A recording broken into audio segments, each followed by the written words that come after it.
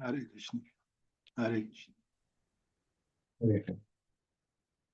Please, devotees accept our humble obeisances. All glories to Jagat Guru Srila Prabhupada.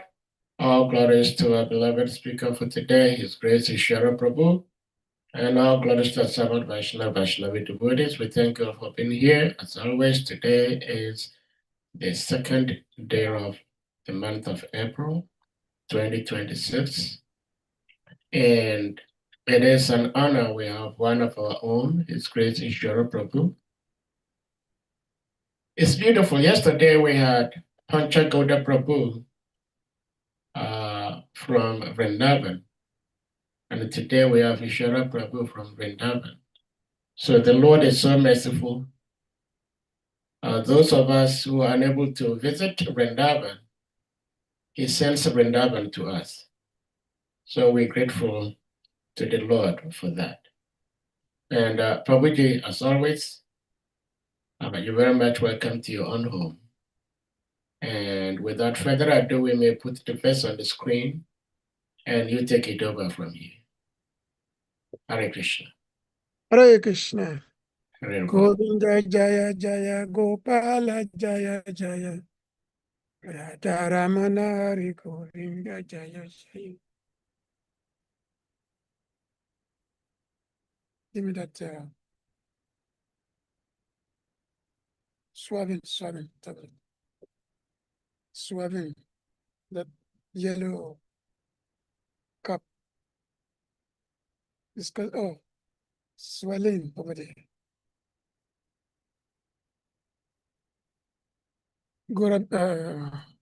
Narayana Namaskritya Naraya Chavanarotamam Devam Sarasatin Vyasan Tatu Jaya Madiraye Nasapaje Saba Desu Nitya Bhagavata Sevaya Bhagavatu Tamas Loke Bhakti Abhatinastiki Vede Ramane Chaiva Purane Purate Tata Hado Adhyati Mahadecha Hari Sabhata Gayati Mukam Krati Bachalam Vangu Lankategri Yakripataham Bande Sri Guru Dinacharine Paramananda Madhava Damo Prajita Katavota Paramo Nimasram Satan Vedam Vastavam Atavastu Shivadan Taputaya Molana Sima Bhagavate Mahamani Kitaki Vaipara Isvara Sadyordi Avarudeji Tragajabita Kishana Megama Kapatal Funkar Kalitan Falam Mukam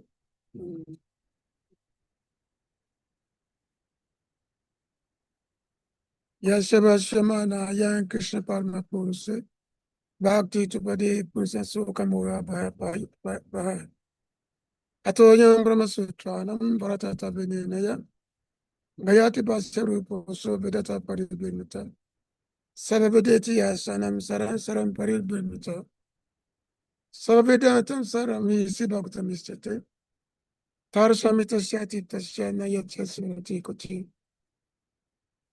Namo Vishnu Padaya Krishna Pistaya Bhutale Simate Bhakti Vedanta Swamitinamini Namaste Saraswati Devi Gauravani Pacharine Nebise Sasunya Bhadi Paschachadi Shatari Vanchakabaturu Vyasya Kripa Sini Vevacha Aditana Pavana Vibhya Vaishnava Namaha Sri Krishna Chaitanya Prabhu Nityananda Sri Advaita Gadadhara Sivasati Gopaktavinda Hare Krishna Krishna Krishna Hare Hare Hare Rama Rama Rama Hare Hare.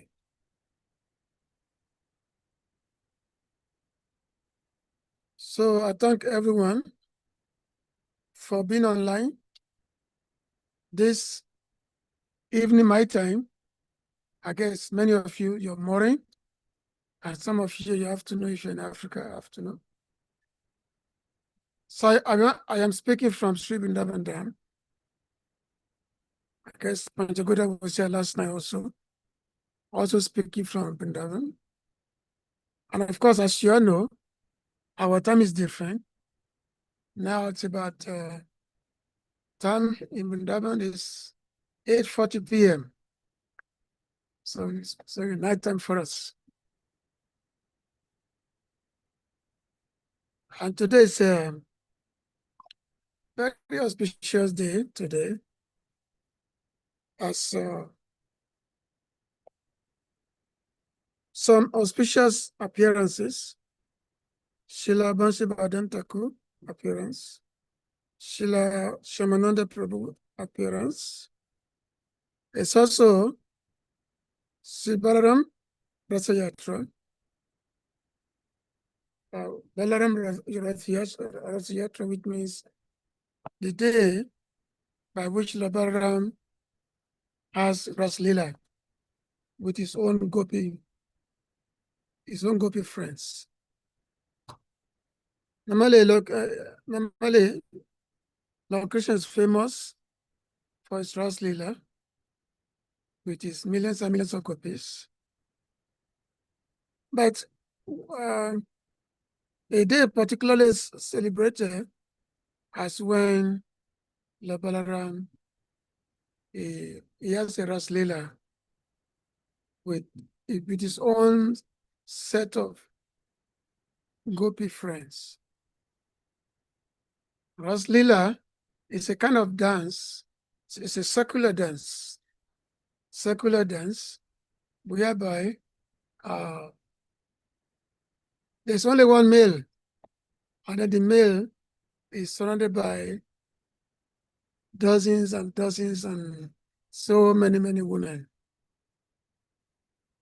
And of course, it's not something that a materialistic human being can do. Only God can do that. Because Lord Krishna does his Raslila surrounded by millions and millions of gopis of Vrindavan. Then Lord Balaram, I think after the killing of Sankachuda, demon, and then he had the Raslila performance. Now, some devotees, sometimes they have a misunderstanding. Their misunderstanding is that the gopis that Lord Balaram danced with, they are the same gopis that Lord Krishna danced with. That is a total misconception. Total misconception. Now, they're different. Lord Balaram has his own lady friends. Because Lord Balaram is called Dauji. Dauji means elder brother. He's elder to Lord Krishna. And of course, Balaram is Krishna's expansion. But in this universe, in the Leela, in the appearance which took place 5,000 years ago, Lord Balaram appeared as the elder brother. So it's called Dauji. So today is that particular observance of that Raslila. And also Sri Krishna Vasanti Ras.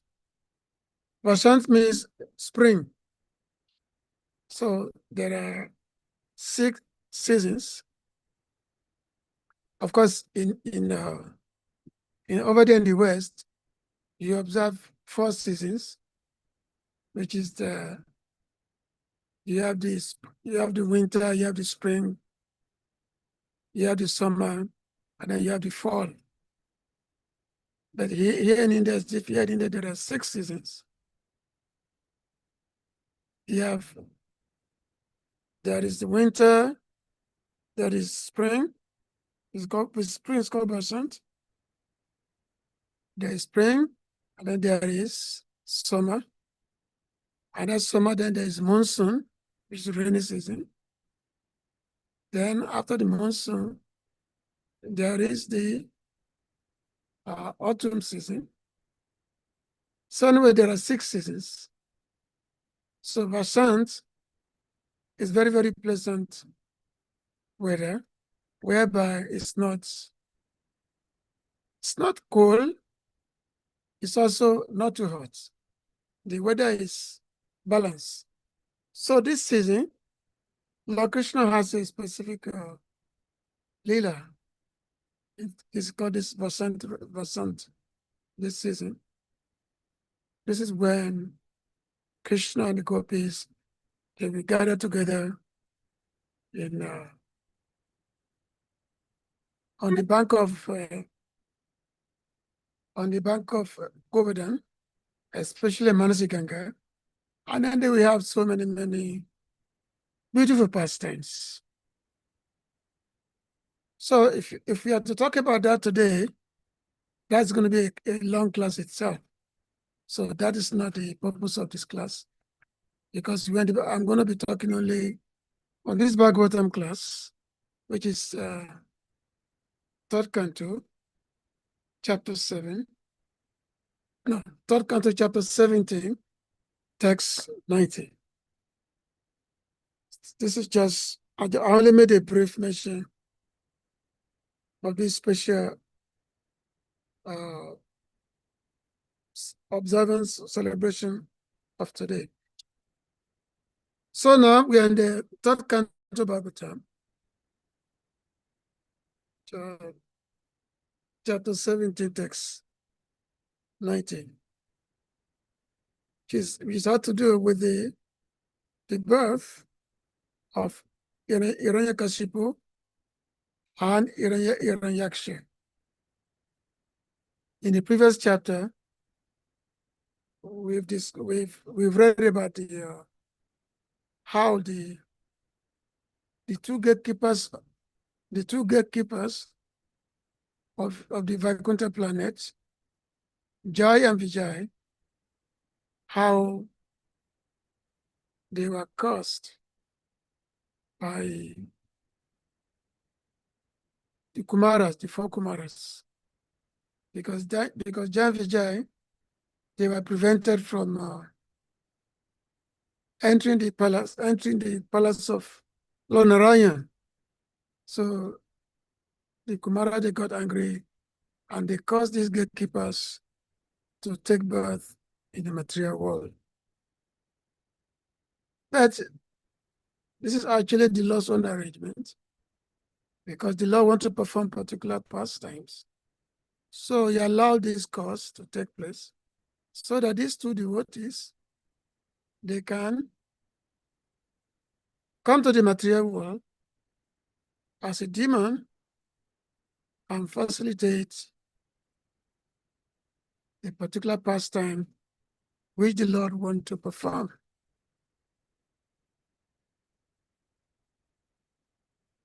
And then, previous chapter also, we've read about how Kashyapa Muni and Diti, how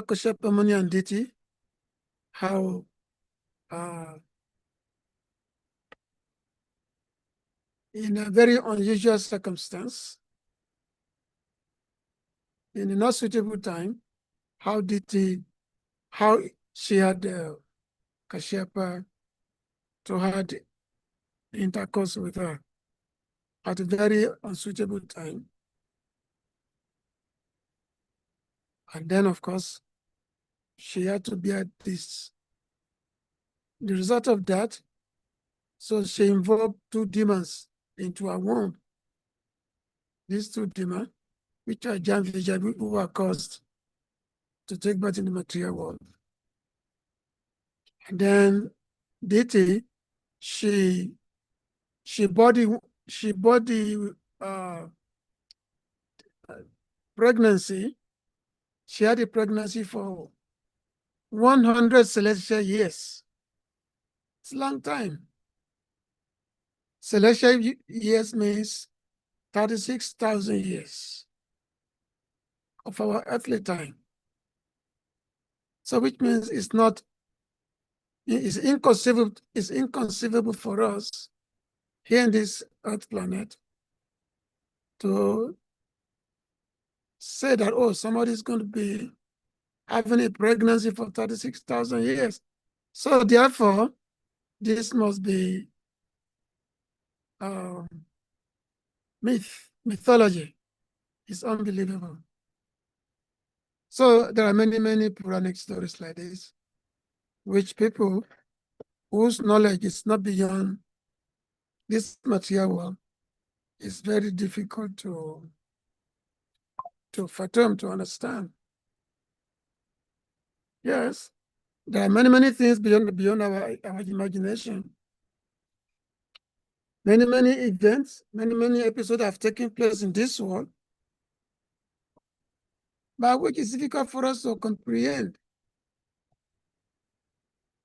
because we are subject to limitation.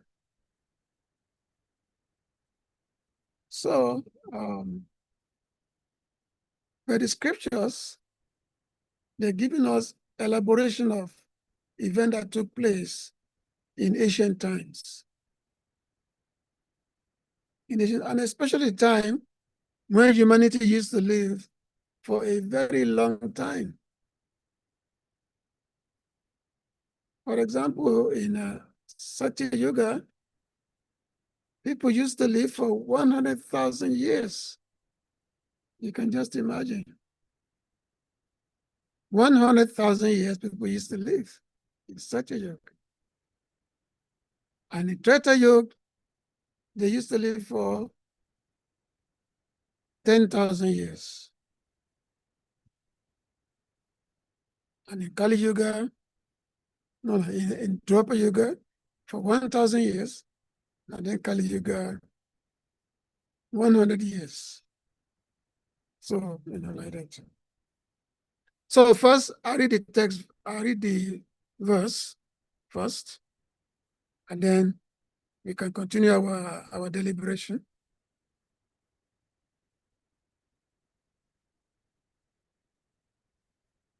Let me see. Okay. Chakre Hiranyakashipu Dobyan Brahmak Vari Nacha Basi Sapalalo Constrain Akuto Mritu Udata.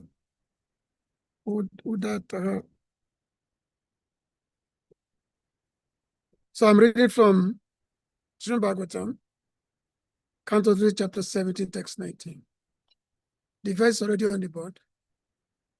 Chakre made Hiranyakashipu.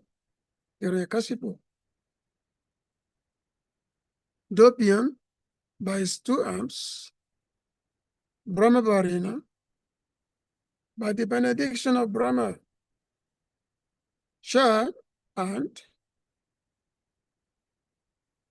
Vase under his control, Sapalan, along with their protectors, Lokan, the words,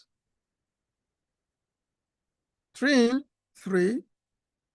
Akuto Mrityu, fearing death from no one, Udataha, puffed up. Sade Prabhu, can you please read the translation and purport? My voice, please read translation and purport.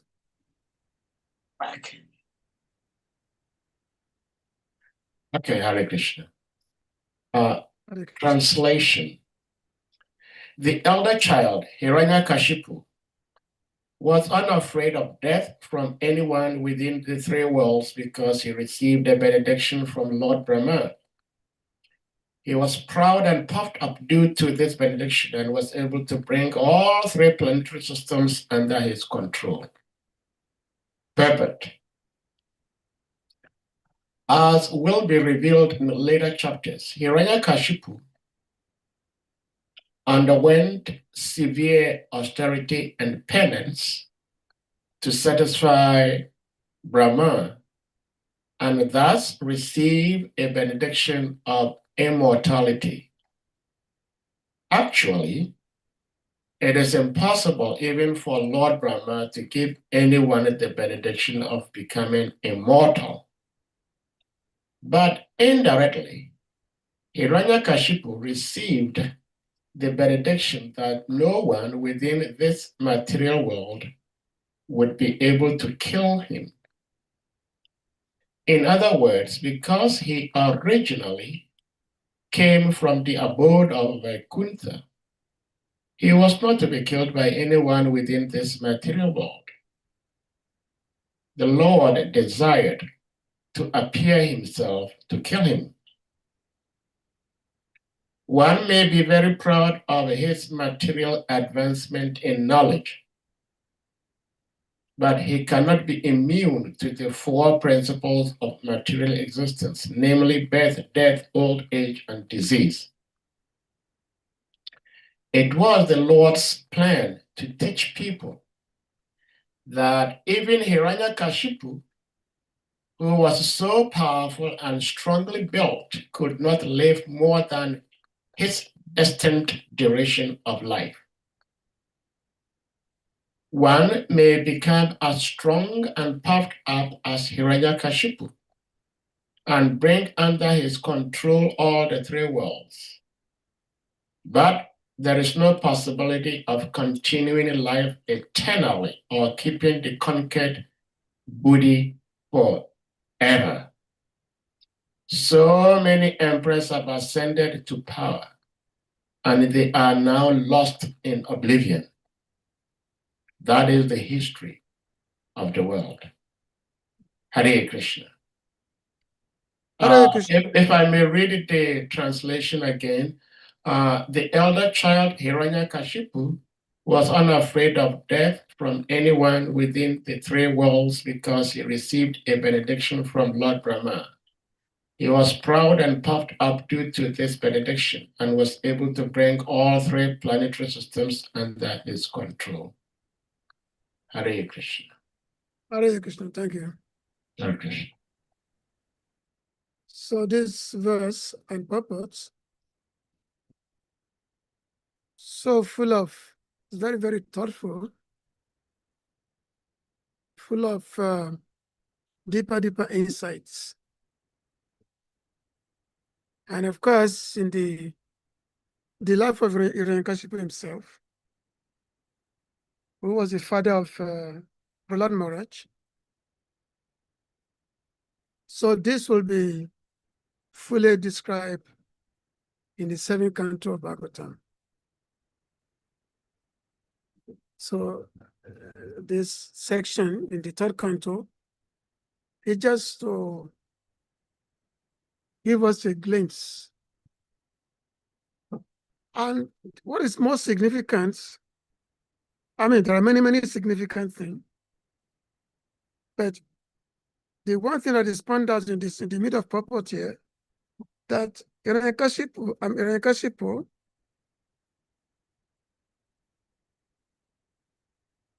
was not a resident of this material world. Not that, of course, everybody, let's say, every living entity by nature is not a resident of the material world, but by illusion, everyone is thinking that they belong to the material world. But actually, everyone has got a spiritual origin, either from Tatastha Shakti, the marginal potency, or the pure devotees who are always situated in the spiritual world, Vaikuntha abode.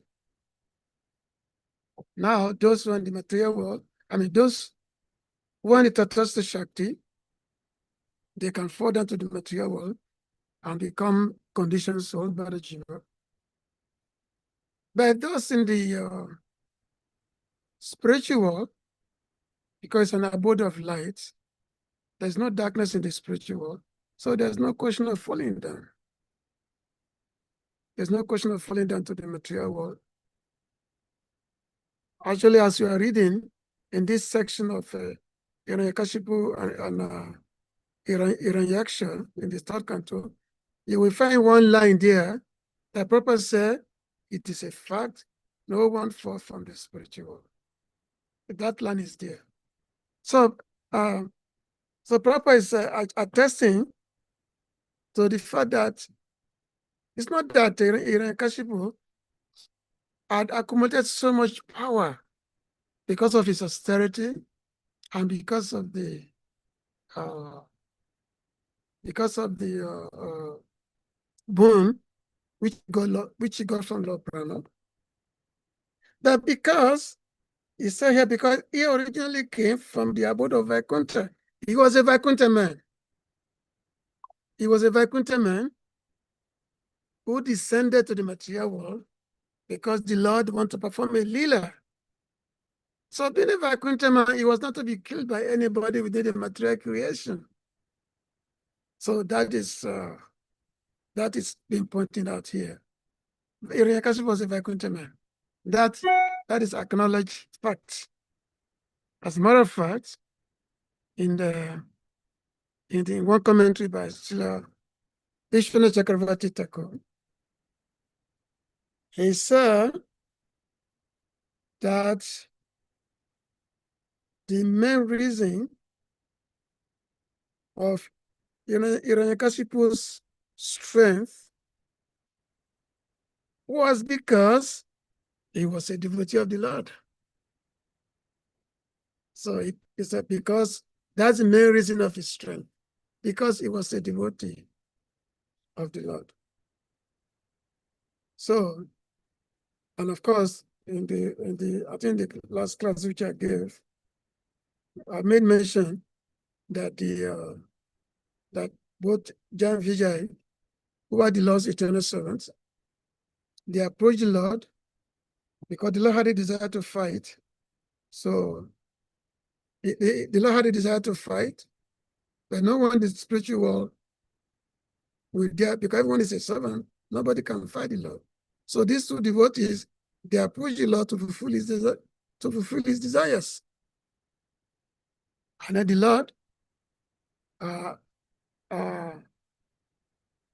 Lord granted their desire, and then they were caused to become demons in the material world. So the Lord has to come and fight with them. So everything is orchestrated by the Supreme Lord, by the Supreme Lord himself. But the main thing of this, which this verse is teaching us today, is that many people in this world, they strive to attain a significant amount of positions. They strive to obtain wealth, everything. But if you study them, it's like, where are they today?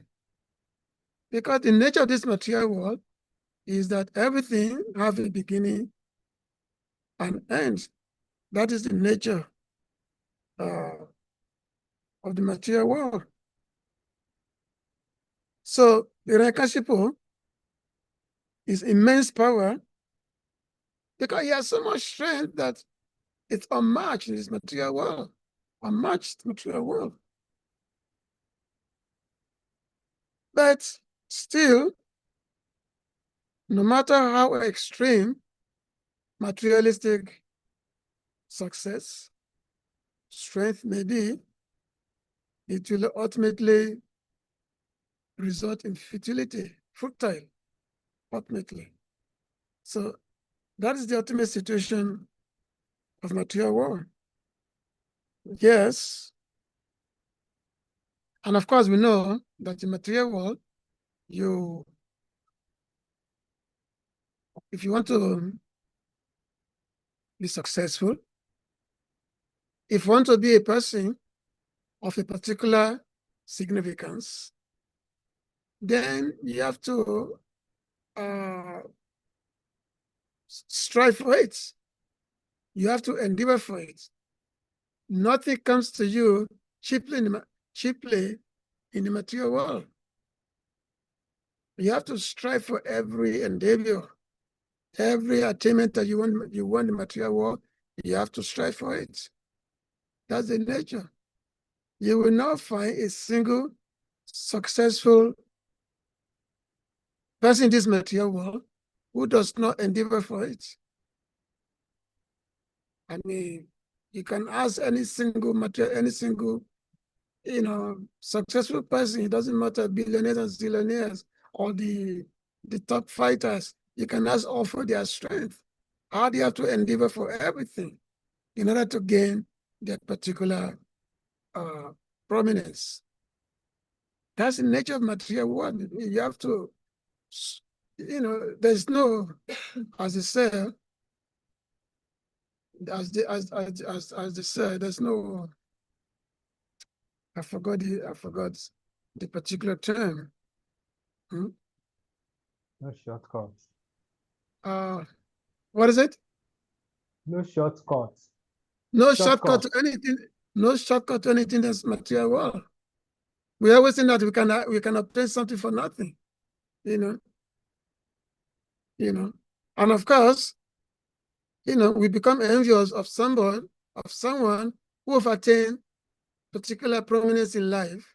We become envious of the person, but without asking what step has that person taken to attain that prominence. For example, you're in school and you are studying very, very deeply. You're studying day and night, So you're studying day and night and the candlelight, you're studying, whereas another student simply want to play around. So, and when the school result comes, you who is studying very nicely day and night, you get very, very good results. Another person who simply want to play doesn't get anything. And then people want to say, how come you didn't get anything and this person gets something? Because somebody is studying, somebody is very serious with his study. So you're a Kashipu. So, of course, it's not that he has come to the material world, even though he was a Vaikuntha man. And it's not that, okay, being a Vaikuntha man, he automatically has all the Vaikuntha power, automatically. He did not just rely on that.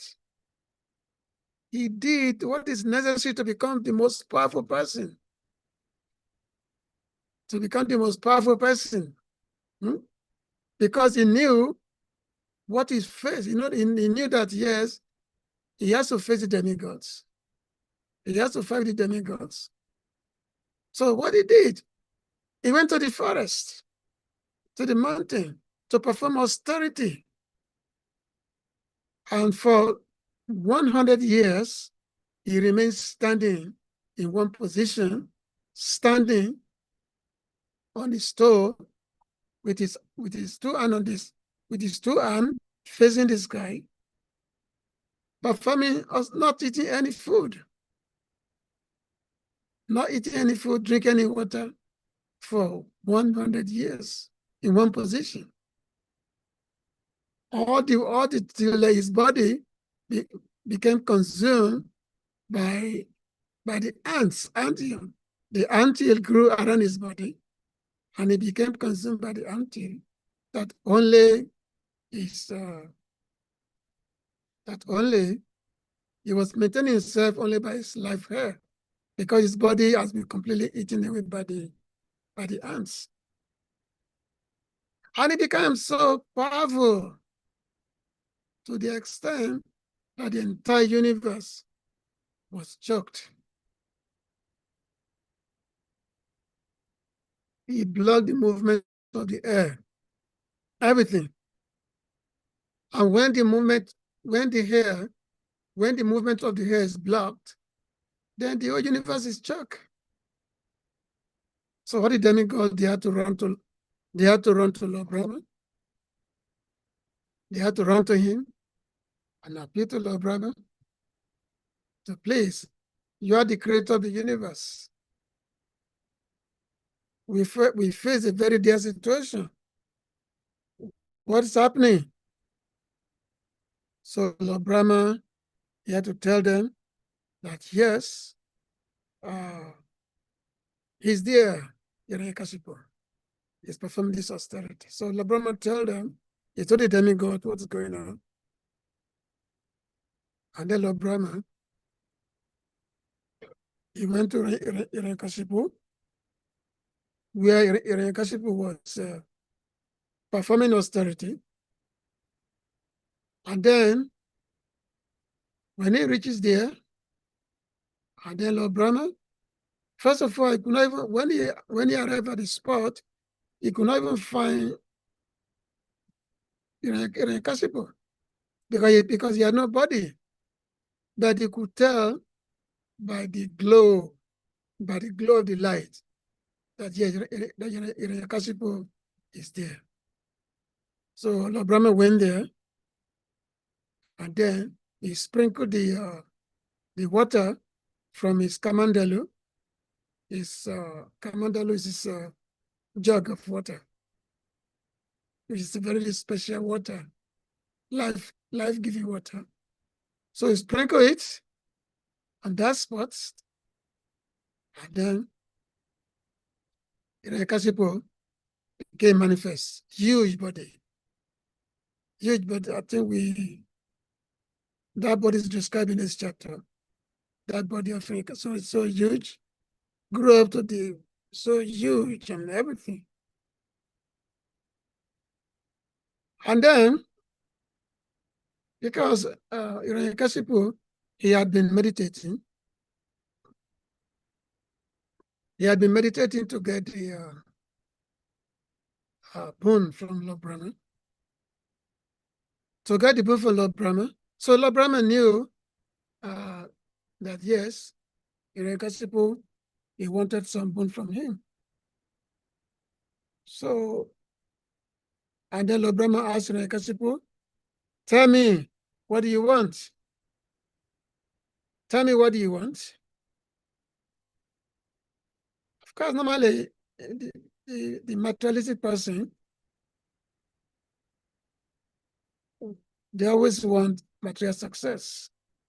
Whereas the devotees, what do they want? They want pure devotional service. So, Hiranyakashipu asked Lord Brahma, make me immortal, make me deathless. So Lord Brahma replied, but how can I give you what I don't have? I don't have immortality, so it's impossible for me to give you immortality because I don't have immortality. I cannot give you that. So then Hiranyakashipu said, okay, if you cannot give me immortality, then give me a boon that I will not be killed by any living entity, either human or animals or reptiles, moving or unmoving living entities. I will not be killed. Lord Brahma said, Tatashtu, I grant you. And give me the benediction that I not be killed in the daytime or nighttime. Lord Brahma said, yes, I'll give you. And give me the benediction that I not be killed on the ground or in the sky. The Brahma said, I grant you the benediction. And give me the benediction that I not be killed by water or by fire or by air. So Brahma said, I grant you the benediction. So Hiranyakashipu, he conceived any numbers of ways by which a person could die in this material world. So Allah Brahma said, yes, I grant you the benediction. So after he has exhausted all kinds of avenues by which anybody can die in this material world, Allah Brahma said, I grant you that you know. So Hiranyakashipu, he felt himself, now I've attained immortality. I become deathless. Because he thought that he has plugged all the loopholes. So, sorry for my voice. You know, this body can give it trouble. I wasn't wet I was not wet about 2 days ago. So my voice is still not catching up yet. So I hope you cannot hear me nicely. So Kasipu, he thought himself deathless, but yet because he has plugged all the loopholes, that is there. So therefore, he become very, very proud. He become very, very proud that he has received this immense power, the most powerful person he became in the universe, that he was terrorizing the entire universe. Nowadays, the whole world is talking of terrorists. Either America or Africa, everywhere, everybody's talking of terrorists. They don't know the real terrorists that has actually terrorized the entire universe before. The terrorists of nowadays, these are nothing. These are cupcakes. The real terrorists are those ones that have really terrorized the universe. Because people, even by by twinkling of his eyes, the demigods, they become afraid. They will run away panicking. Because it's so powerful.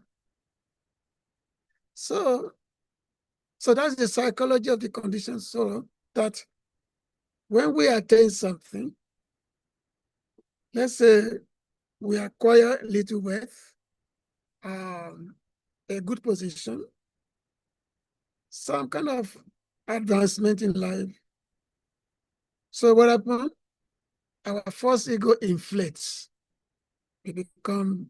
Our head becomes very, very big. Our head becomes very, very big. Let's say we have some particular qualification. Our head becomes very, very big. I remember just before I joined Christian Consciousness, at that time, I had some qualifications, some academic thing. And I went to one company seeking some employment. And the company said, no, they cannot employ me. And I said, what? Don't you see my qualification? Can't you see my qualification? How can you say no to me? So the head is so big that we'll become so proud of whatever attainment we have. So because Kashipu is his wealth, he had the wealth of the entire universe. So he feels himself, let's say, so he feels himself unfathomable, boundless. So he declared himself to be the controller of the universe. He came to the point whereby he said that now everybody must worship him. For example, he had all the Brahmanas.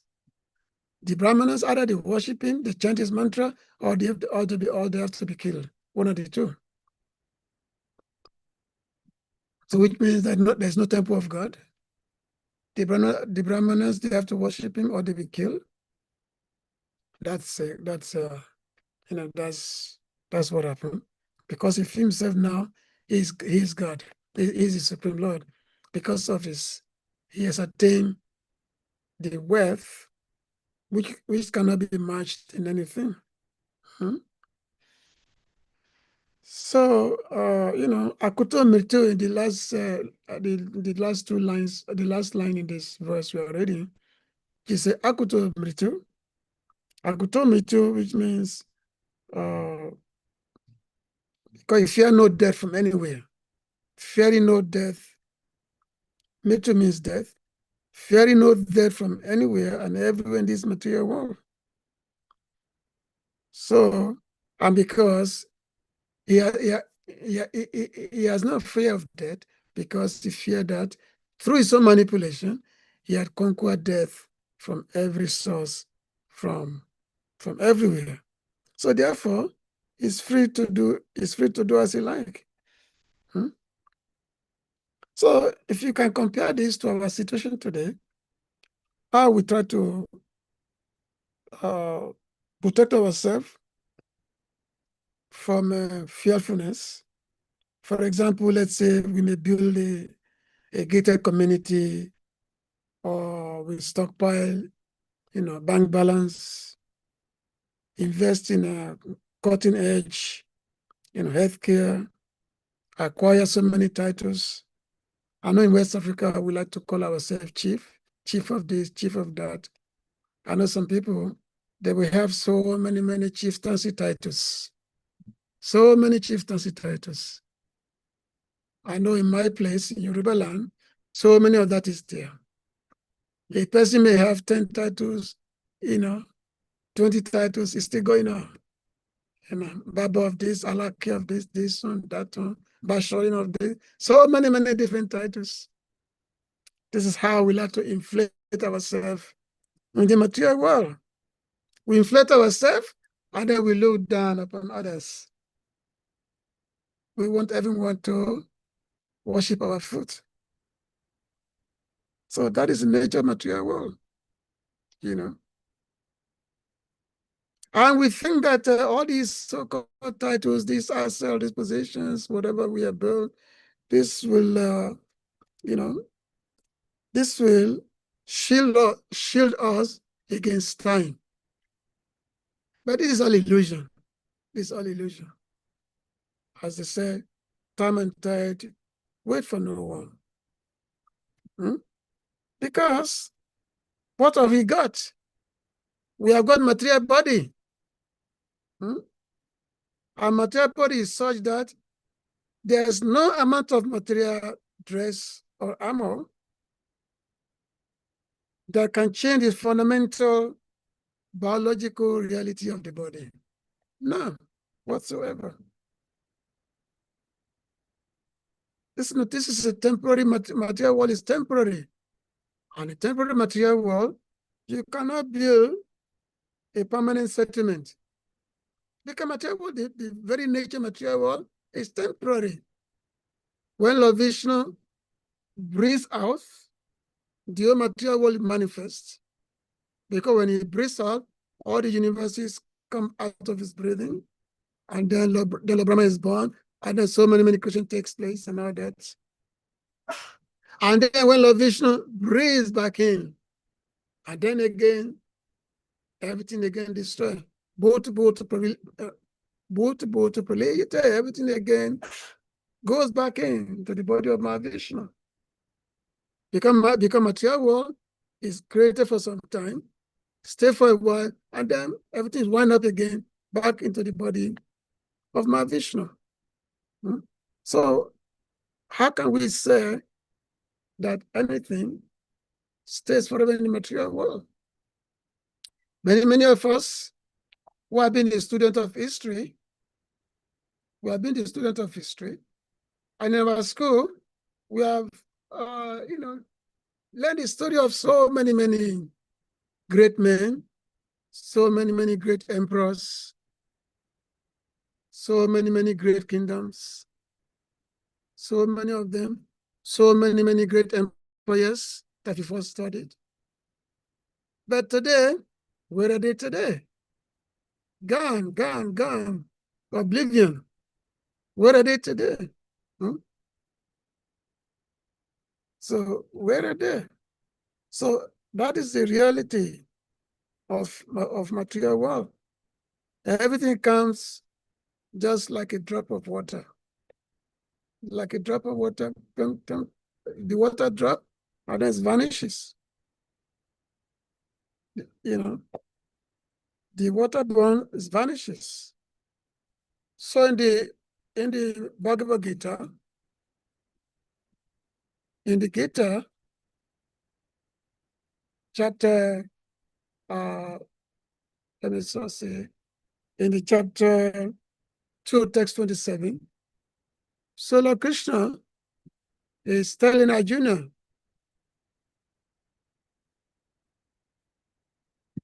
text 27. So Lord Krishna is telling Arjuna that Yatasya Idruva Mitu, Dhruvam Jama Mritasija, Tasman Apatayarate, Natwan Suchimara Arasi. That one who has taken his birth is sure to die, and after death, one is sure to take birth again. Therefore, in the unavoidable discharge of your duty, you should not lament. So the Lord Krishna is telling about the temporary nature of this material world. And in this material world, there is not really a safe haven. No safe haven in the material world. And also in chapter 8 of the Bhagavad Gita, chapter 8 of the Bhagavad Gita, text number 16. So Lord Krishna is telling Arjuna, Abrahma Bhavana Loka, Puna Vatuna Arjuna, Mam Upetya tu Konteya, Puna Jama na Vittite. From the highest planet in the material world down to the lowest planet, all are places of misery wherein repeated birth and death take place. You say, but one who attains my abode never takes birth again. This is very, very important also. In the material world, it's a place of birth. It's a place of birth. Doesn't matter. It can be a higher planet, heavenly planets, Brahma's planet. At Brahma's planet, people live for trillions of years. But still, it's a place of birth. It's a place of birth. The only place that is free from birth and death is the spiritual world. The Lord said, if you attain me, if you reach my abode, there's no death. And then also, when Vasudev, who was the let's say father of Lord Krishna. So Vasudev, he was talking with Kamsa, because at that time, Kamsa, he wanted to kill Devaki. Devaki was the mother of Lord Krishna. And Devaki had been predicted that Devaki was going to give birth to his son that is going to kill Kamsa, because that time Kamsa, because Devaki was actually his sister, and he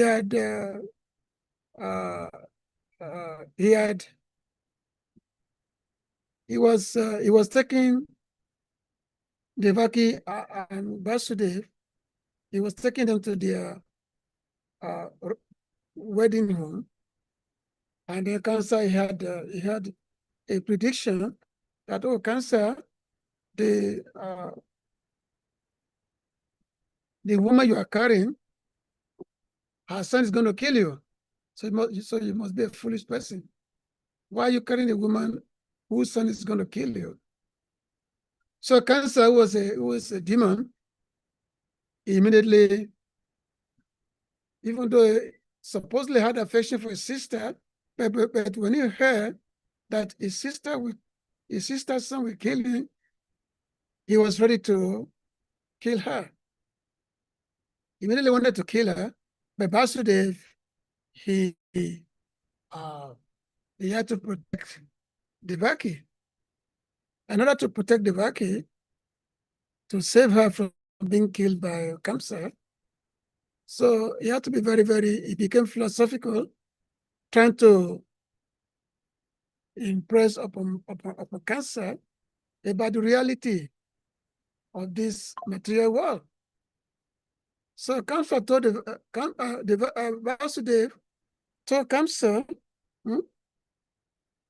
he said, Mritu Jamavatambira Behena Sahajayate Adyavabda Satanteva Mritu Adinam Javam. That, oh, great hero, one who takes birth is sure to die. This is from the 10th Canto Bhagavatam, chapter 1, text 38. Oh, great hero, one who takes birth is sure to die, for death is born with the body. One may die today or after hundreds of years, but death is sure for every living entity. So that is the reality, that yes, death is sure for every living entity. But, like one time when Yudhishthira Maharaj, he was asked a question by a yaksha. He was asked a question by a yaksha that what is the most wonderful thing in this world? What is the most wonderful thing in this world? So Yudhishthira Maharaj replied that the most wonderful thing in this world is that a person is seeing people dying around him, or relatives, friends. I didn't get that. Could you try again? He's seeing friends, neighbors, all dying around him. That Okay, I found this on the web for Friends Labor Order Rahi. Check it out. that he's thinking that he will never die. Even the person says body dying around him, but he thinks that he will never die. So he said that's Yudhishthira Maharaj said, this is the most wonderful thing. We know that, of course, when there's a death, we become philosophical.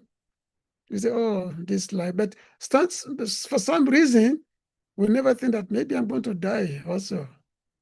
So that's the most wonderful thing in this material world. So that is the nature of life.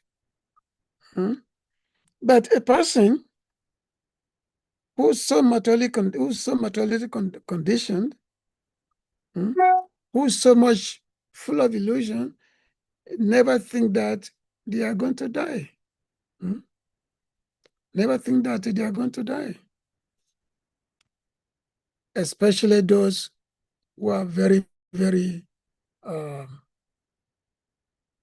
those who have so-called wealth. Just like we've heard many situations whereby a rich person will tell a doctor that, doctor, can you secure my immortality? Or sometimes we even heard that somebody, they believe that a time will come when the scientists will be able to find the cure for death. We'll be able to find the cure for death. So they want to preserve their body. After they die, they want to preserve their body in some kind of solution, whatever, so that when the scientists, when they find the cure for death, they will be able to revive them. So that is part of the illusion of this material world. How people, they want to be able to secure mortality. But also, we find that even in reality, because there's this material world, it's not really a pleasurable situation anyway. even if you live for so long, a time will come when you'll be feeling that, why should I be alive? Why should I be alive? You know. For example, let's say you have a longevity. You have a very, very long life. When you have a very, very long life, let's say you live to be 150 years or 200 years, which is not really possible nowadays anyway.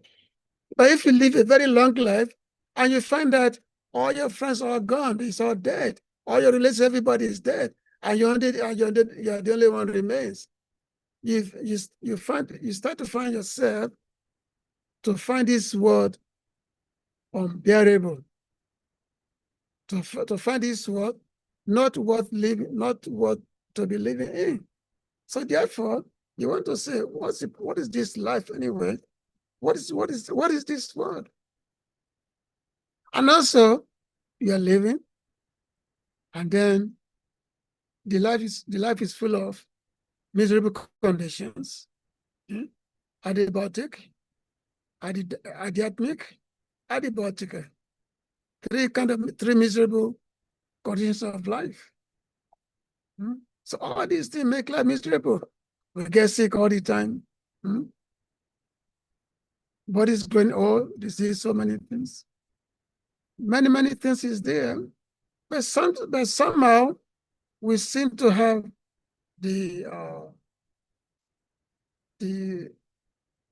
so-called security that maybe, if I'm sick, I can get the best doctor or whatever. But the people who have in so much illusion, they just want to find a way by which this world can be, the existence in this world can be prolonged. So Hiranyakashipu, he want to outsmart God. He want to outsmart Vishnu. He want to outsmart Vishnu. He takes himself to be very, very smart, by manipulating material laws, whereby, he can remain deathless, no deaths, and then he can be the most formidable person. Then, of course, Lord Nishingadev, so he came, he appeared in a form by which whatever idea Hiranyakashipu thought he had to conquer death, Lord Nishingadev came to outsmart him.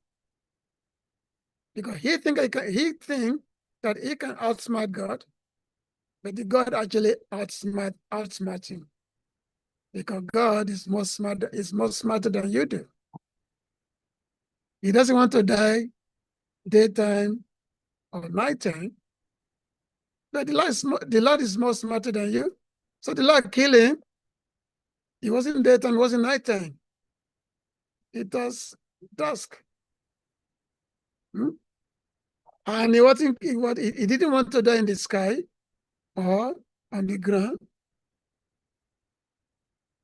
So he wasn't killed on the ground or on the sky or in the sky.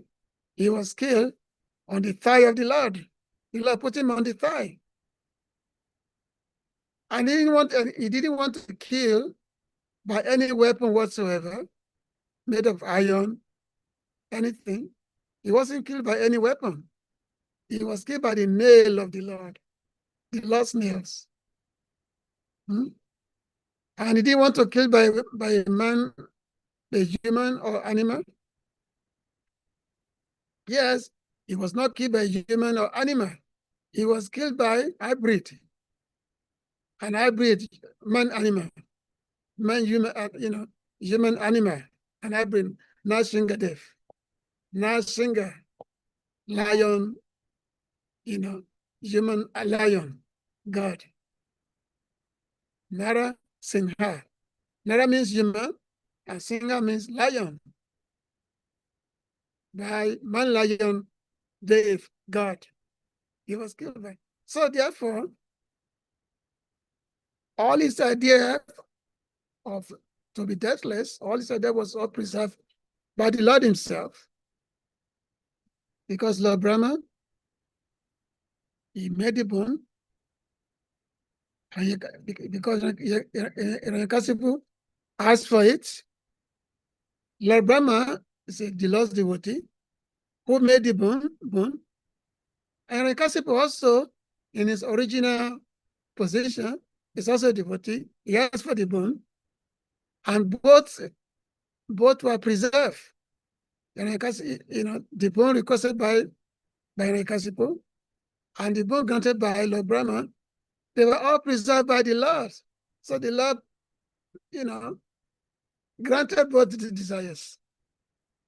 So the Lord comes in a situation whereby nobody could have ever thought of.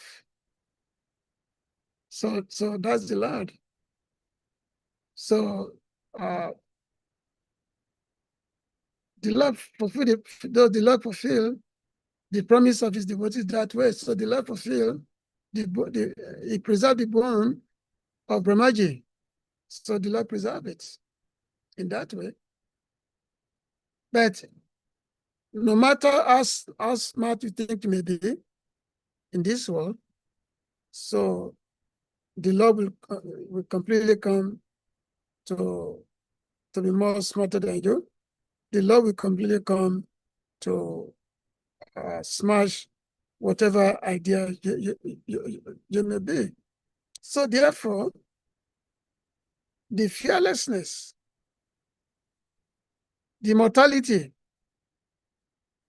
how is it possible to get fearlessness and immortality? We can get fearlessness, we can get immortality. We can get fearlessness, immortality. It's possible.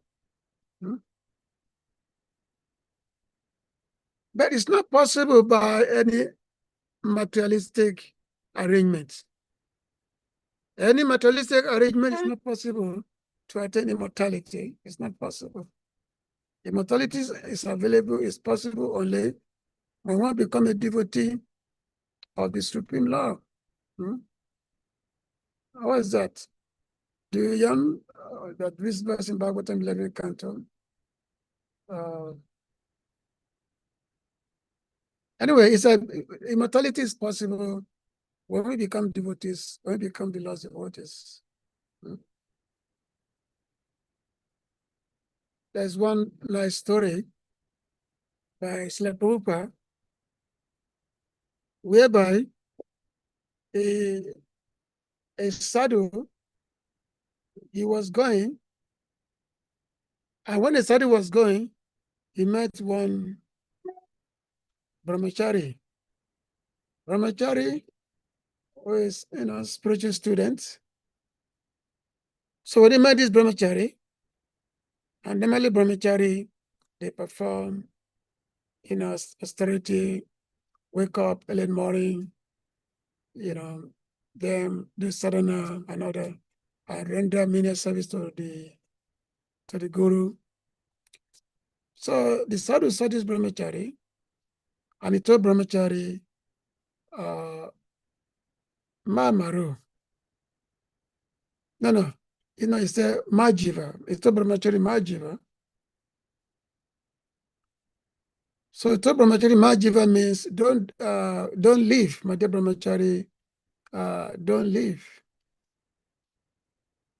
And then he was going, the same sadhu was going. Then he saw a prince full of opulence, Then he told the prince, Mamaru, don't die. So he told the prince, Mamaru, don't die. And then the same sadhu, he met a butcher. When he told the butcher, Mamaru Majiva, don't live and don't die. And then the same sadhu, he saw a Vaishnava. He saw a Vaishnava, a devotee. And he told the devotee, Jivava Maurava. Either you live or you die, it's the same thing. So to the brahmachari, he told him, don't leave, because my dear brahmachari, you've been performing so much austerities, doing many service to your guru, and for you, the heavenly planet is open for you. So die now and go and have a heavenly life, heavenly planet. Go there. And then for the prince, who's enjoying himself like anything, so he told the prince, Mamaro, don't die. Because, my dear prince, you are having a very luxurious life, enjoying so much in this life. And then you inconvenience so many living entities. You make so many living entities miserable. So therefore, Ma Jiva, don't die, because if you die, no, so Mamaro means don't die, because if you die now, you go straight to hell, and you're going to suffer so much in the earliest planets. So you better don't die. And then for the butcher, he told the butcher, Ma Maro, Ma Jiva. That, my dear butcher,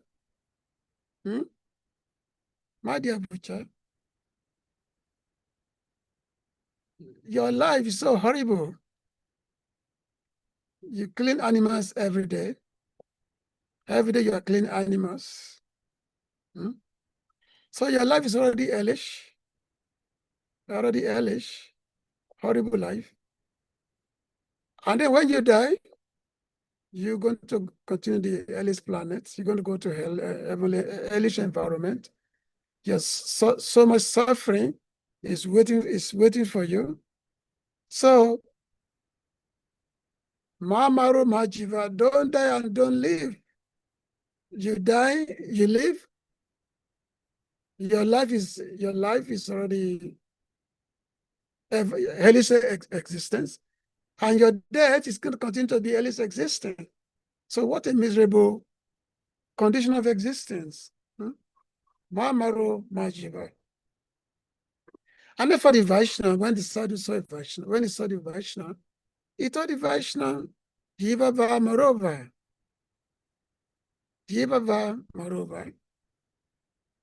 Either live or die for you, it doesn't matter. Because, my dear Vaishnavas, you are in the service of the Lord. You are in the devotional service of the Lord. So you don't, because you are established in the devotional service of the Lord, you are not bothered by the miseries of the material world. Your life is very, very auspicious, because you are established in the devotional service of the Lord. So your life is auspicious. And you're full of compassion for all living entities. You bear no envy, no grudge to anyone. You have all the qualities of a sadhu. You have the qualities of all the saintly personalities. And all the demigods, they seem to be residing in you. So therefore, my dear Vaishnavas, it really doesn't matter if you're alive or dead, because when you still be the same. You're already engaging in the Lord's devotional service, and then when you leave your body, you'll be continuing engaging in devotional service, because devotional service of the Lord is eternal. It's eternal thing. It's eternal existence. He said, Jivera Swarupai Nitya Krishna Das. Jivara Swaru or Nitya Krishna, that the Jiva is an eternal servant of Lord Krishna, is eternal servant of the Lord. So devotees, they don't experience the fearful situation of this material world. So if we find ourselves rendering devotional service to Krishna, and we find ourselves that we're experiencing unhappiness, we find ourselves that we're experiencing unhappiness, we are sad, we find ourselves being jealous of others, and we find ourselves that we are not a well-wisher of living entities, then something is wrong. Something is wrong in our bhakti. Then we should approach sadhu and get a sadhu to give us diagnosis that why this is happening. Because bhakti to Krishna is, as our chair said, Kevala Ananda Kanda. That is a part of auspiciousness, is a path of auspiciousness, is a path, is a part of joy, it's a part of happiness. Hmm? But we have to do the right thing. We have to embrace bhakti as it's been explained to us by the acharyas. If we embrace bhakti the way it's been given to us, the way it's been explained to us by the acharyas, then we will feel the result of bhakti. We will get the result of faith. Hmm? We will get the result of faith. So basically, we should not think that yes, this material world has got something to offer us, because material world has nothing good to offer us. It has nothing good to offer. Like Srila Prabhupada would say that do not be optimistic about the material world. Do not be optimistic. Does that mean that devotees are pessimistic? Because after all, the opposite of optimism is pessimism. Yes, let's say we are pessimistic about the material world. Let's say that we are very optimistic about spiritual life, spiritual world. Because what is spiritual world? What is spiritual life? Spiritual life is param dristvanivartate, that yes, you experience the higher happiness. You experience the higher bliss. Param dristvanivartate. Like Lord Krishna said, Visaya Vinevatante Nirashade, it's a param today that it says that yes, one actually experience the higher taste by giving up the lower taste. Because we don't find this material world tasteful because we've experienced something higher. That is why. Because we experience something higher, so therefore we automatically abandon, the hankering for whatever material world has to offer us. Because we know no matter what kind of attainment we have, no matter what kind of position we have, it will ultimately dwindle. It will ultimately go away. But under illusion, we think that, oh, this is it. This is it. We think, oh yes, I've got it. This is it. We don't see what is beyond. Not even are we ready to think of what is beyond. So that's why it's only when the Lord becomes merciful upon us when the devotees of the Lord become merciful upon us, that we normally what we have are simply taken away from us. Those things are taken away from us, or we just become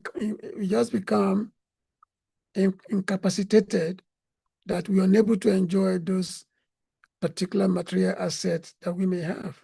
And then we start to find this world unbearable, that we want to seek a particular solution, but not a temporary solution, that we actually want to seek a permanent solution. That's why many have come to the spiritual life, because we want to seek a higher solution to the materialistic problems. Because material problems never goes, it's always there. It doesn't matter what position you have, what wealth you have, it doesn't matter. Material problems never go away. But the moment you develop spiritual strength, then you start seeing your material problems start drifting away, because spiritual strength, spiritual asset, it overwhelms all the materialistic situation. It overwhelms it.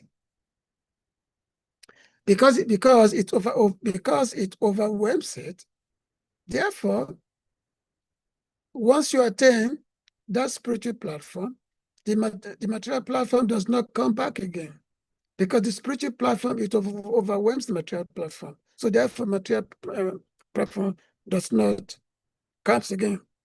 And that's why our child said that yet a real devotee of the Lord does not fall down. A real devotee doesn't fall. Because once goes high, it always stays high. It does not come down. But you have to do the right thing, which means you have to stay in that particular, you have to be in the right thing, which means we stay in the association of devotees always, we remain. And of course, association of devotees, of course, is actually the main key, because association of devotees, it keeps us from wrong association. And then we get then the mercy is there. The devotees' mercy, the Lord's mercy, it's also there. So as Le Prabhupada conclude at the remaining part of this purport. So Prabhupada said, one may become as strong, as puffed up as Hiranyakasipu, and bring under his control all the three worlds, but there is no possibility of continued life eternally, or keeping the conquered body forever. There's no possibility of continued life eternally, or to keep the conquered body forever. You can't keep it forever, So many emperors have ascended to power, and there are no laws in oblivion. That is the history of the world. But in spiritual life, whatever you gain remains with you forever. There is no loss or diminution, and a little advancement can protect one from the most dangerous type of fear. This is in the Bhagavad Gita, 2nd chapter. Lord Krishna says that in the 2nd chapter of the Bhagavad Gita. So I'm glad that most of you stayed on. Well, you can forgive me because my voice is not strong tonight. So hopefully next month I'll get a bit better voice. It's like I'm getting more sick these days. Jai Hare Krishna. So if anybody have to add something to this, some questions or comments, you can please go ahead. Haribo. Hare Krishna. Hare Thank Krishna. you so much, Prabhuji. I think the last time you were here, your body wasn't helping you that much either. But you were here anyway, and today too you're here. So we're very grateful. And maybe my time is coming. not really. No. Maybe my time. I believe sometimes the body tries to heal itself. So it might appear that we're not doing well, but actually it's a way of the body healing itself. So many devotees are living. So many Yeah. Lots of people are living, even in the material world also. Sometimes it's scary. Sometimes you don't want to think about death. But the Hare Krishna teachings is such that you're always talking about death. But Prabhuji, I have one quick question. Well, before I even ask my question, thank you so much for going through this kind of situation to be here to share Krishna Katha with us. It's late your time, as you indicated. But I have this question that it has been my observation. I may be wrong. And if I'm wrong, please correct me. And if I'm right, then please you try to help explain to me why that is the case. Because as you were speaking, one individual came to my thought. There is this person called Tiger Woods, very popular individual, I'll say famous individual in this world. And he's been getting himself in a little bit of troubles every now and then. And there was one time he got himself in trouble. And when he was being interviewed, he said that he understands why he's been in these troubles, because the way he was brought up being a Buddhist. And he was practicing Buddhism with all seriousness. And he didn't have much trouble because when he was practicing, he wasn't going out to be drinking and doing things like that. And then he stopped practicing Buddhism and he started getting himself in troubles. So he promised himself that he's going to go back to try to become a serious Buddhist. Now, what I have observed in life is that oftentimes those who try to serve God and decide not to serve God, or those who know the truth about God and does not follow suit, they suffer much more than those who did not even make any effort to worshiping God.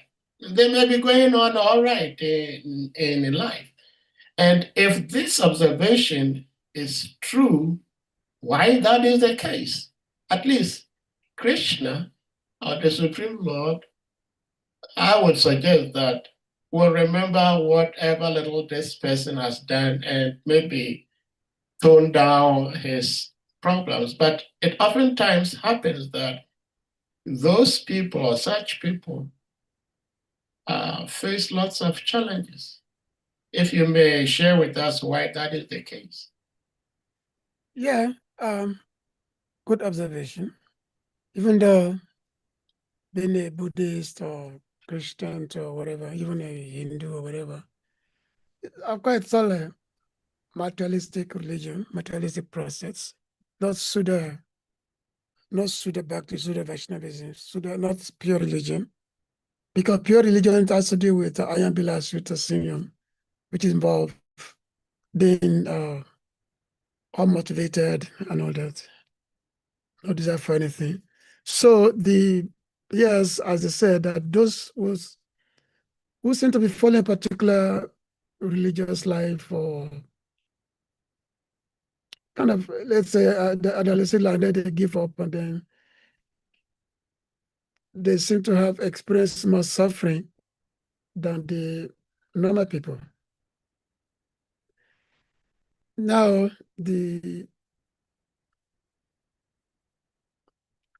I mean, of course, I know this fellow, you talk of Tiger Woods, his mother being from Philippines, so which means it's exposed to Buddhism early in his life, because that's the religion that is kind of common in that place, in the Southeast Asia countries. So, but as they say, when people, let's say they were religious or spiritual or whatever, and then they give up the practice. I mean, same as, let's say, as a Kanishta devotee, as a Neophyte devotee, you are around, you practice devotional service for sometimes, and then because the spirit is not very strong, so therefore you give up, you become like a kami.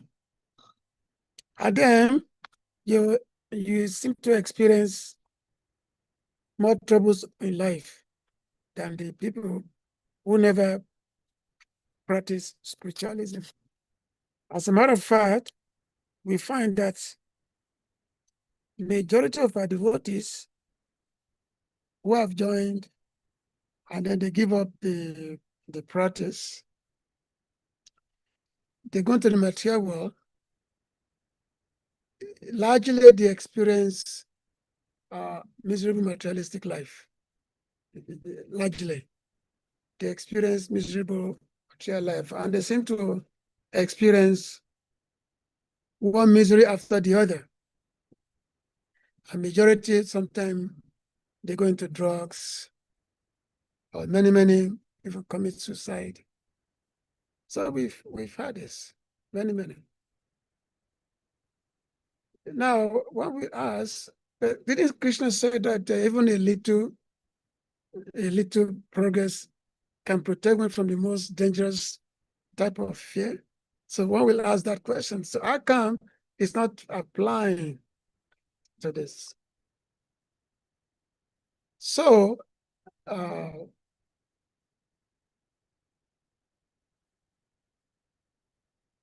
reality, as Prabhupada was pointing out, that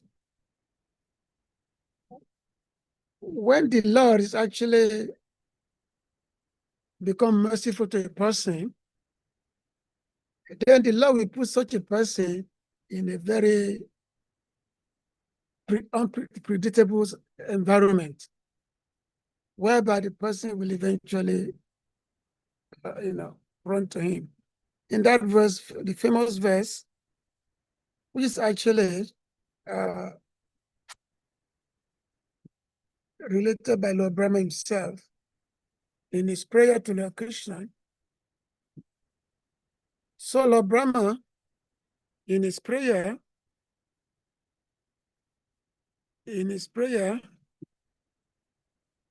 chapter 14 of the 10th Canto Bhagavatam, in the prayer titled Nukampatam, let me just read the verse.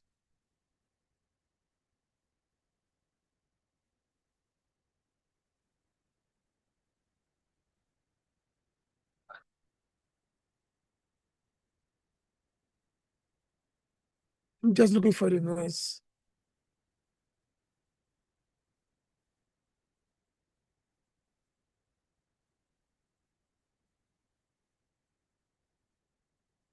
Okay, first of all, in text number 4,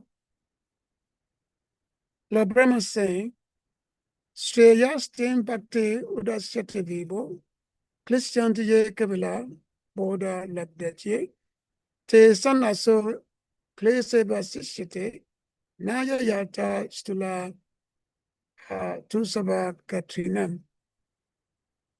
So Lord Brahma is saying, my dear Lord, devotional service unto you is the best path for self-realization if someone gives up that path and engages in the cultivation of speculative knowledge, he will simply undergo a troublesome process and will not achieve his desired results. As a person who beats an empty husk of wheat cannot get grain, one who simply speculates cannot achieve self-realization. His only gain is simply trouble. Now, that is one verse for one who give up the path. Now, the verse I'm looking at, pattern. Okay, this is something, Canto 10, chapter 14, text. So Brahma is saying, this actually addresses your particular question. Tatenu kampatan su samik shamano bunjana evat marketam vipakam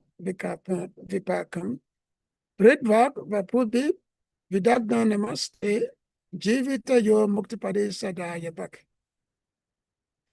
My dear Lord, one who honestly wait for you to bestow your causeless mercy on him, all the while patiently suffering the reactions of his past misdeeds and offering you respectful obeisance with his heart, what somebody is surely eligible for liberation, for it has become his rightful claim. So this verse is actually addressing the situation whereby when one takes to service of the Lord, and then one starts experiencing all kinds of suffering in life. One's experiencing all kinds of sufferings in life. But a devotee sees this, that, oh my dear Lord, I should have experienced something much greater than this suffering. I should have experienced something much greater, but the Lord is merciful upon me, because by making me realize this suffering now, which I'm seeing now, I could have done something much, much greater. But the Lord is showing me by giving me this token. It's like a token reaction of my sins, which I'm supposed to get something much, much higher. So which means, yes, we're in service, and then somehow we seem to be drifting, and then we are experiencing all kind of big suffering in life, big reactions in life. So it's a reaction of our previous sins, but we are getting like a token reactions. Now by getting those token reactions, that will enable us again to be again serious in the process of devotional service. So like somebody that you gave the example of, Tango said, now I was Buddhist before, and I became a materialistic person. When I was a Buddhist, I was very, very gentleman, kind-hearted. Now, because of what I become, successful materialist, but being the successful materialist, I just become an uncontrollable person, So therefore, let me go back to be a Buddhist, whatever it is, so that I can again become, a kind person, a kind, sober person, like I used to be. So he's getting like kind of a revelation. And of course, it'd be nice if a devotee can approach him and give him a book to actually become a Christian devotee. Maybe that'd be better for him. Maybe you can tell that this fellow, I just started to approach him because he's famous for reaching out to the celebrities in America. Maybe you can approach him and try to preach to him, in America. So anyway, so those who experience suffering, and they realize that, yes, by them not be serious in a spiritual, religious environment, it has bring them this particular situation. The only thing is that one should not be blaming, just like many of our devotees, when they're experiencing this problem, they start saying that, oh, I'm supposed to be a devotee, no, I'm having this problem. So why this? No, once you take this posture like this prayer of Lord Brahma, once you take shape of this prayer, that, oh, my dear Lord, this promise is coming to me, but I could have gotten something much more bigger. But the Lord has been very merciful for me by just simply giving me a token of the reactions of my sins. So therefore, let me take this process more serious, because after all, pure devotional service is our right. Pure devotional service to Lord Sri Krishna is the right of every living entity. So that's basically the teaching. Well, So thank you. Thank you so try much. to get our book to Tiger Wood. Try to get the book to him. Yeah. Well, thank you so much, Prabhuji, for the response. And I'm happy to hear that my observation is a correct one. Yes. Correct. Yeah, thank you so much. Anyone else with something to ask before we call it a day? Of course, Prabhuji needs some rest.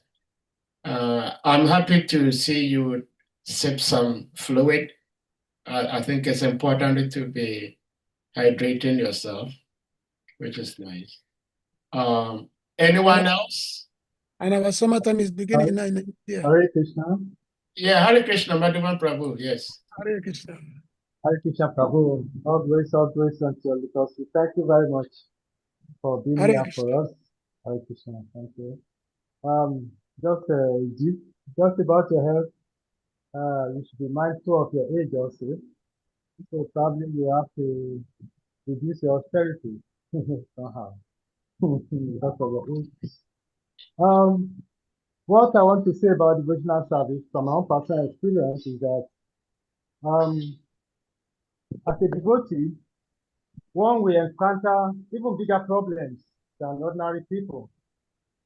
But the wonderful thing, the sweet thing out of it is that by Krishna's wonderful way also, you see how you come out of the trouble, in a very miraculous, wonderful way. So I think that makes devotional service very, very sweet, very interesting. Problems will come, definitely. Big problems. But in Krishna's special arrangement, you see how you come out of it. So it's wonderful. That's my own practical experience about devotional service. Yes, it's always that way. Vara Prabhu, want to say something? Dandavat Pranam Prabhu, this is Asema of obeisances. Hare Yeah. Krishna. All glory, Prabhupada, all glory to your wonderful service, Prabhu. Thank you very much for the enlightening discourse. It's good to hear the realization of advanced devotees from time to time. You touched on many things today that, again, reawakens, devotional fervor. Yeah. So, thank you very much. I have been having some kind of what they call reflux coming back again and again in my head, that we the devotees, I think we take for granted. Either we take for granted due to ignorance, or we take for granted because we become familiar with the process. Take for granted, the process, the potency of this devotional process, and it's very sad. But like you rightly said, constant association with devotees, always coming, dipping in, hearing lectures, this again revives the consciousness. So we pray that we have more of this opportunity, and especially for the younger devotees. Many are not having proper association. Many are not having forum where they can hear pure preaching, that can again reset their mindset. And it's making me feel very, very a bit daunted, discouraged that the kind of devotional vibrancy we enjoyed and that made us to sacrifice things to go out there, preach, be very enthusiastic. It is not there again. It's lacking. And I'm praying that Krishna help us to bring that situation back. How? I don't know. But I'm seriously praying. And we pray that you be in the Holy Dam and you're part of us here in Africa. Please also pray for us so that, devotional activities can be, like you rightly said, Param Distwa, higher taste. People can see the higher taste. Hare Krishna Prabhu. Thank you very much. Yeah, thank you. Yeah, you can see nowadays the younger devotees, it's like they don't just, they don't have the hunger, the thirst, the enthusiasm that we had when we first joined Krishna consciousness. I remember, we were so, we had so much hunger, so much thirst for Krishna consciousness. Even though this is time when ISKCON had very, very, very, very little books, when we have very, very little temples, not too many temples, not too many devotees in ISKCON. I'm talking of, late 70s, early 80s. Of course, I could relate to Lagos. So, as young devotees, we're very, very, it's like very, very hunger, very, very, thirsty, hungry for this nectarian philosophy of Krishna consciousness. Every devotee that comes, whenever any particular senior devotee comes, it's like we are so much eager, ready to hear. We will never miss any single class, morning and evening, anything. We will never miss, class, go and come back, class. It's like very eager, Kirtan, very eager, greedy, so eager. And nowadays, I just don't see that. This eagerness is not there because it's like in ISKCON, organization becomes very, very big, very, very widespread. So many books, so many devotees, so many temples, everything is there. But younger devotees, it's like, it becomes also a lot of prasadam. So it's like there's no greed. No greed, the eagerness, the taste, the eagerness is not there. So therefore, the younger devotees, they take this for granted. They don't know what it is to really execute Krishna consciousness. And that is very, very lamentable. And especially, it makes it so bad when we put younger devotees as managers.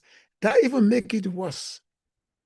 Because when you put younger devotees as manager, and those younger devotees put them manager, and they start thinking their head becomes so big, they think they become the most fabulous thing in the universe. Start commanding their senior devotees, start commanding their seniors, start chastising their seniors. So, this is the situation that we have reached. And, as you say, we can only pray that, hopefully things will change. Hopefully things will change. I mean, I can only pray. I don't know if there's any power in my prayer, but that's the only thing I can say. The kind of eagerness we had in those days, and every senior devotee, they can say the same thing. That the kind of hunger the eagerness we had in those days, it's just not there. It's just not there. It has gone. So we are just praying. Everybody can pray. Those days will come back. Everybody can just pray that day will come back. Whereby we value anything that has to do with Christian consciousness. When we see a new devotee, we are very, very happy to see that devotee. In those days, as a devotee, you go to a temple, devotees are very devoted, they have a kirtan to receive you. It's not that you have to be a Swami or some guru. No, when they see us a devotee coming, they take me down and receive you. Then no, it doesn't happen anymore. So we just have to pray for that time to come. When we value devotees, we value the practice of Krishna consciousness, we value devotional environment. We should pray for that day to come back. Yes, I have to pray for that myself. Yeah. Krishna. Thank you so much. Thank you, Shrimad Prabhu, for the concern, and Shri Prabhu highlighting that and also offering your prayers. We all hope and pray that that feel, that energy, that enthusiasm will come back. Dear devotees, we're going to humbly request you all to kindly unmute yourselves, and we all, with one love, one heart, chant the Hare Krishna Maha Mantra. Kavi, you want to say something? I just saw him. I never see him on the Hare Krishna. I saw him for the Hare first Krishna, time. Prabhu. Dhanava Pranam. Oh, Thank okay. you very much. You have said all, Prabhu. Hare Krishna. I was listening, enjoying the pure nectar. Hare Krishna, with all enthusiasm. Are you in Abuja now or in Cebu? Yeah, Prabhu. Yeah, I'm back here. I'm here. Yes, Prabhu. Good. Yes, Prabhu. Yes, Prabhu. Hare Krishna, Prabhu. Hare Krishna. Thank you very much. Yeah, I appreciate you. You cannot deliver all the Abuja people. I have to deliver myself first.